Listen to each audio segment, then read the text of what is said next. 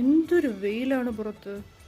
നമുക്ക് ഒരു ജ്യൂസ് അടിക്കാം. പക്ഷേ ഈ ജ്യൂസ് നമുക്ക് എല്ലാവർക്കും ഉണ്ടാക്കാൻ പറ്റുന്നത് വളരെ സിമ്പിളായിട്ടും നമ്മുടെ എല്ലാവരും വീട്ടിലുള്ള ഒരു ഐറ്റം വെച്ചിട്ട് ഉണ്ടാക്കുന്ന ജ്യൂസാണ് ചാമ്പയ്ക്ക ജ്യൂസ്. സോ എങ്ങനെ ഉണ്ടാക്കുക, നല്ല അടിപൊളി സെറ്റായിട്ടുള്ള ജ്യൂസ് റെഡിയാക്കാം. സോ ഇന്ന് നമ്മൾ ഉണ്ടാക്കാൻ പോകുന്നത് ചാമ്പയ്ക്ക ജ്യൂസ്. സോ ചാമ്പയ്ക്ക, പച്ചമുളക്, ഷുഗർ, ഐസ് ക്യൂബ്സ്, കസ്കസ്. ഓക്കെ.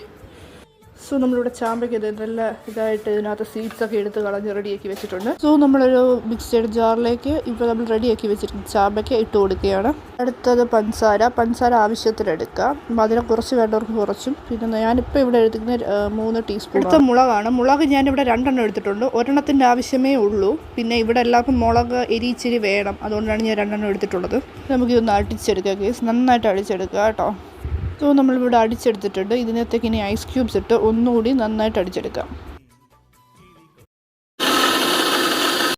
സോ ഇനി നമുക്ക് ഇവനെ ഒന്ന് അരിച്ചെടുക്കാം. ഓക്കെ.